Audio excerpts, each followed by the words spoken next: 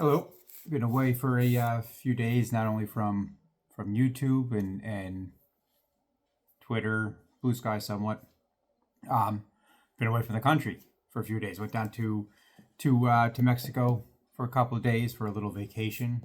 Um, that that was well needed. So um, didn't get the tanning that I want, but I burned so much. I'm like, that's it. No more. I'm gonna stay in the shade as much as possible. And I don't travel much.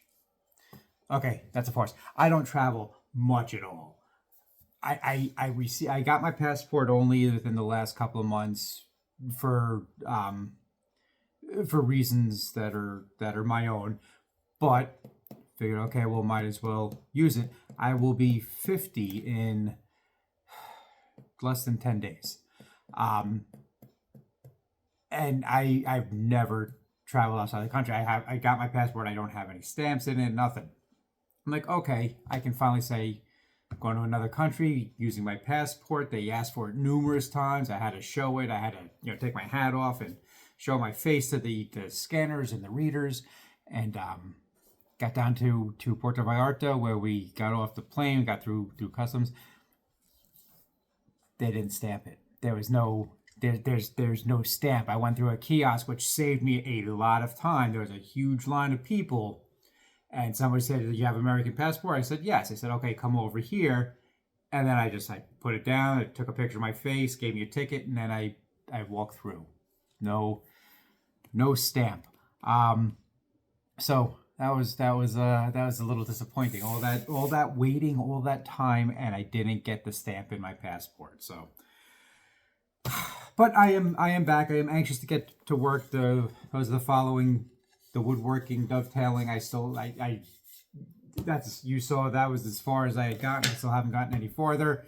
The other piece is still sitting right here, but that's not why I'm here. I am here to talk about the stuff I was not paying attention to while I was away, and I'm trying to catch up. And there is a lot in my head, and I don't even know which is the most important, which isn't. There's just the things that have struck me right in the gut. And I try to keep it to one page, so it's only it's try to go through this about different things that are bothering me, my takes, and if you want to share, please do. Um, the big thing that I saw headlines. Um, I'm watching that Oval Office Oval Office press conference, whatever it was, with Trump and the regime and the president of El Salvador, and the president saying that there's no way they can get this one murderous gang member out and release him back on the streets. Pretty much pure. I would call it Russian pop style. Well, okay, Russian style propaganda, but it's American propaganda. Clearly, they talk about kill more Abrego Garcia.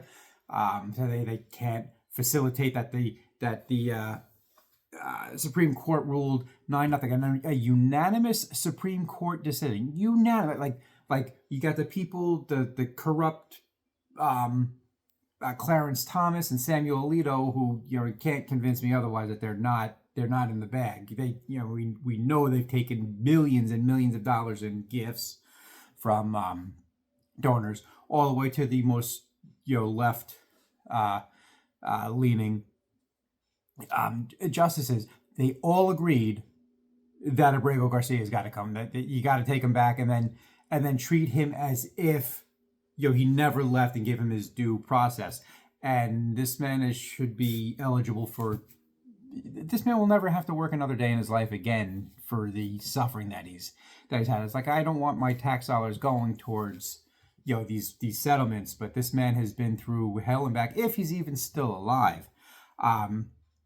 That press conference was disastrous. It was a masterclass in gaslighting.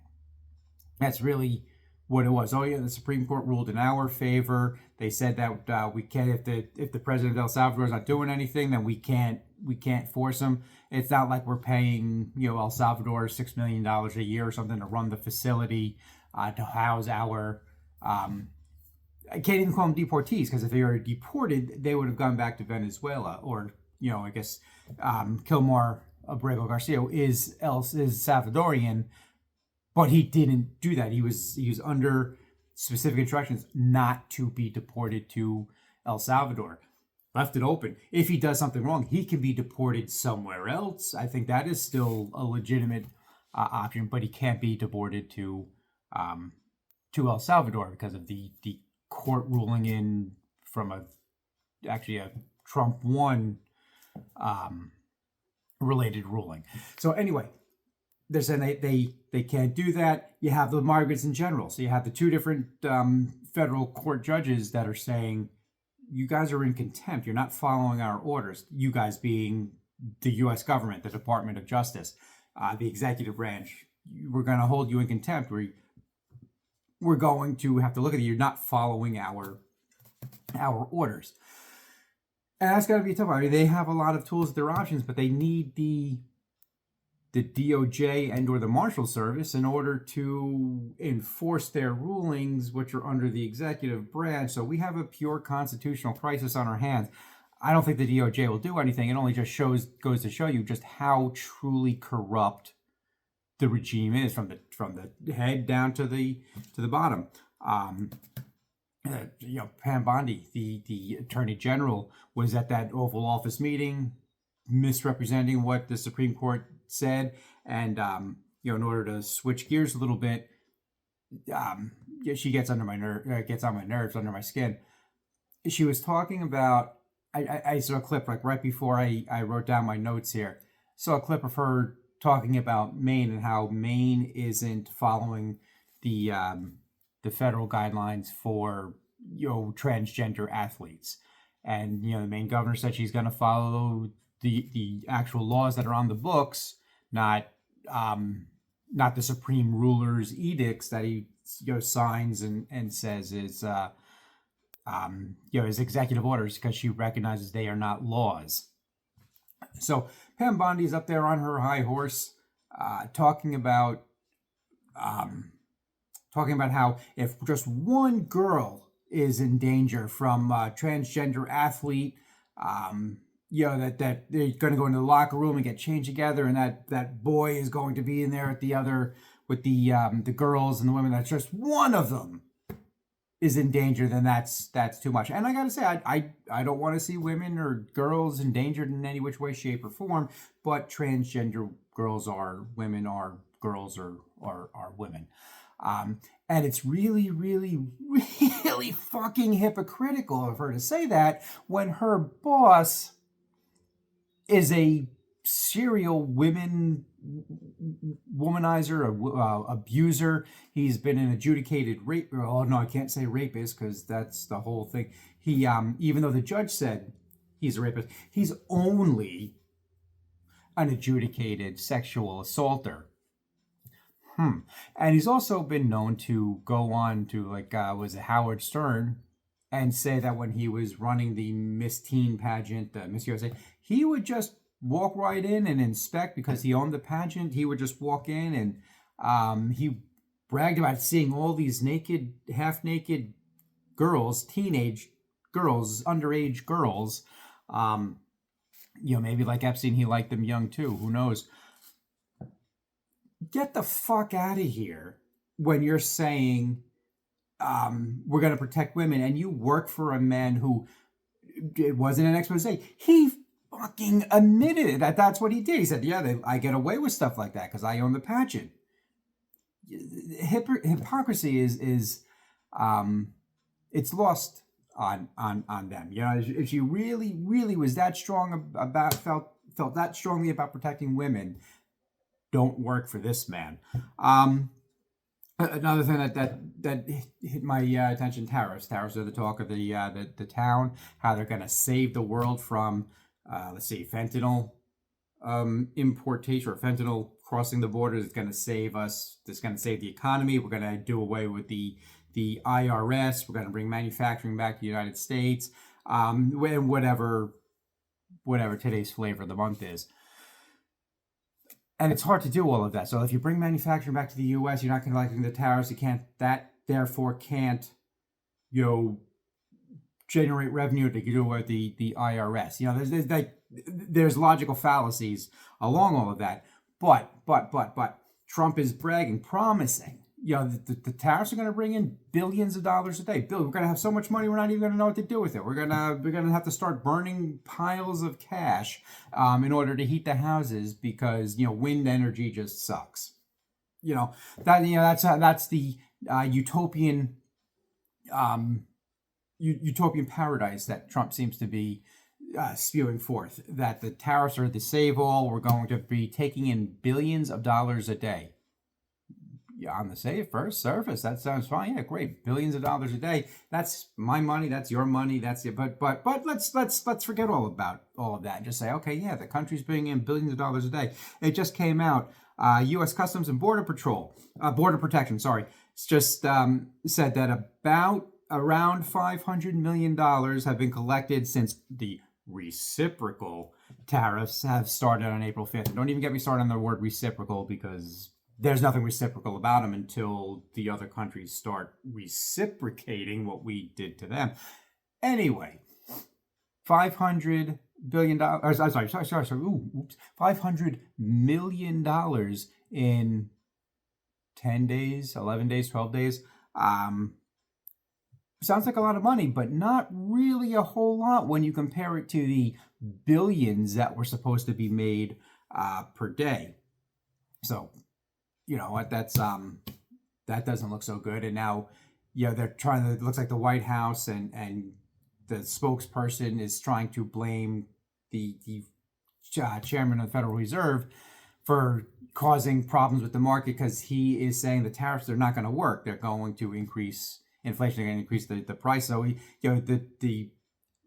Powell, the chairman of the Federal Reserve, is giving his opinion as the chairman of the Federal Reserve what he should do, saying that this is what he sees and it looks like it's what's happening. And the White House is saying, oh no, it's not an us problem, it's a him problem, which is very similar to COVID testing. If you remember, oh no, we have to stop the testing. We need to slow down testing because if there's no testing, there are no cases. Similar, same sort of idea. If we don't openly acknowledge this is what happened, then it's not happening. No, that's not the case. It's still happening. And I just want to finish on some of the things that I've noticed. Trump's absolute callousness, not even self-absorption, his lack of empathy, sympathy, caring for anybody who doesn't have $1 billion or $1 million to donate to his campaign. He has he's denied FEMA funds to I think Georgia, North Carolina, maybe more, to help them clean up from disaster storms that you probably didn't hear about that were happening, flooding and heavy rains, killing people in along the eastern seaboard. Pennsylvania Governor Josh Shapiro, the mansion that he lives in as governor, there's probably a name for it, I don't know it off the top of my head, but the residence of the governor was attacked by an arsonist. And I don't know what the theory is. I've tried to read up on the arsonist. He seems like he's not all there politically. It's hard to say where he is. Whatever it is, he's radical, and if he's a radical Democrat, liberal, so be it. If he's a radical, leftist maggot cult member, no matter where he falls on that spectrum, he needs to be punished for what he did. It doesn't matter who did it. I kind of got into a discussion, an animated discussion with somebody on Twitter about this guy being, a radical leftist. I said, no one knows where his political spectrum is. Yeah, he may be, out there. And if he was a liberal radical leftist, he needs to be punished for what he did. Not only did he firebomb the home, he brought a hammer with him in case he ran into Josh Shapiro, so you could murder him with it. Essentially, that's what he wanted. No one deserves that. I'll even go as far. I don't want to see anybody doing that to Trump. I want to see Trump held accountable, but violence is not the answer. There's no need for it. Trump hasn't said a word. Yeah, a reporter asked him, and I think his answer was his traditional, I don't know about it, I'll have to look into it, which is a way of saying, I don't give a fuck. And along those same lines, so we have Josh Shapiro. I don't even know if he's ever expressed condolences for the 4 service members that were lost in Lithuania, because he sure as hell wasn't there when they came home. He was on the golf course. I know it's his tournament and all, but you're the fucking president of the United States, and you have dead service members. Get your ass there to where they're coming in and pay your respects. And I didn't even know about this until just this morning, that there were two or three, I think it's 2 dead, 1 critically injured service members at the Mexican-American border that were killed. And I don't know exactly how, but they were sent there because of the war, the invasion that's not there. I think it was an automobile accident that they were in. I can't even tell you when it was, because there's been no news about it. I just heard about it as I was writing up the last page of this. I'm like, that was there. Not one statement, not one word from Trump. All right, I've been ranting for about 15 minutes now. That's enough. I want to get back to, well, I got to get myself back to organize after being away for a couple of days. The kids were in charge. Now it's time to clean up. I'll probably be back later today working on stuff. I've got some other issues to deal with between work and home. I go back to work tomorrow, and I'll have to deal with that then. But thanks for watching this far. If you have any ideas, comments, thoughts, or just want to add your opinion, let me know.